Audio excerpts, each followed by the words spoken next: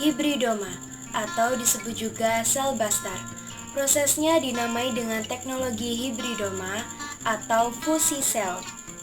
Fusi sel atau teknologi hibridoma ini merupakan proses peleburan atau penyatuan dua sel dari jaringan atau spesies yang sama maupun yang berbeda, sehingga dihasilkan sel tunggal yang mengandung gen-gen dari kedua sel yang berbeda tersebut.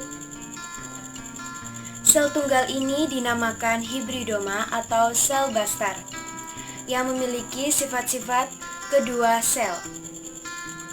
Nah, teknologi ini ditemukan pada tahun 1975 oleh George Kohler dan Cesar Milstein.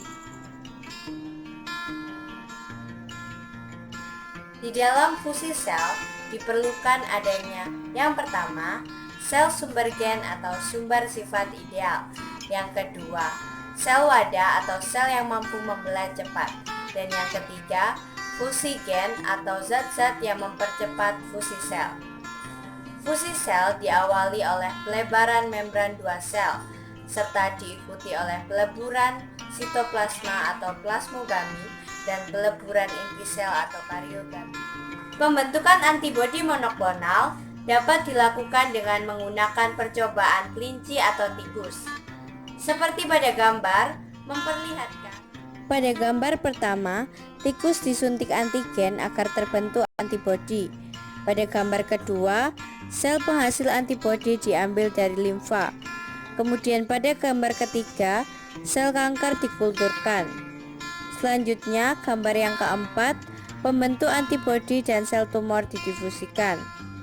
Lalu gambar yang kelima, terbentuklah hibridoma yang kemudian dikulturkan. Dan yang keenam, hibridoma yang menghasilkan antibodi dipisahkan. Pada gambar ketujuh, hibridoma penghasil antibodi diperbanyak. Dan yang terakhir, antibodi monoklonal disimpan.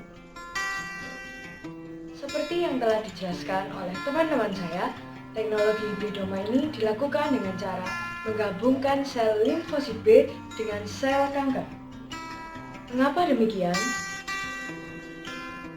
Hal ini dilakukan karena sel limfosit B dapat membentuk antibodi, namun memiliki waktu hidup yang terbatas dalam kultur. Sedangkan sel kanker memiliki sifat dapat cepat membelah. Aha! Penggabungan inilah yang dapat menghasilkan antibodi yang identik di dalam kultur sel. Hal inilah yang menyebabkan sel hibridoma bersifat immortal atau tidak dapat kembali. Berikut manfaat-manfaatnya. Manfaat fungsi sel antara lain adalah untuk pemetaan kromosom, membuat antibodi monoklonal, dan membuat spesies baru. Berikut adalah tabel keuntungan dan kerugian teknologi hibridoma. Keuntungan pertama, menghasilkan antibodi monoklonal. Kedua, kualitas produk dapat dikontrol. Ketiga, menghasilkan antibodi dalam jumlah besar. Sedangkan kerugian yang pertama, biaya cukup mahal dan dibutuhkan alat yang modern. Kedua, kultur dapat terkontaminasi. Ketiga, teknik cukup sulit. Sekian penjelasan singkat dari kami. Terima kasih.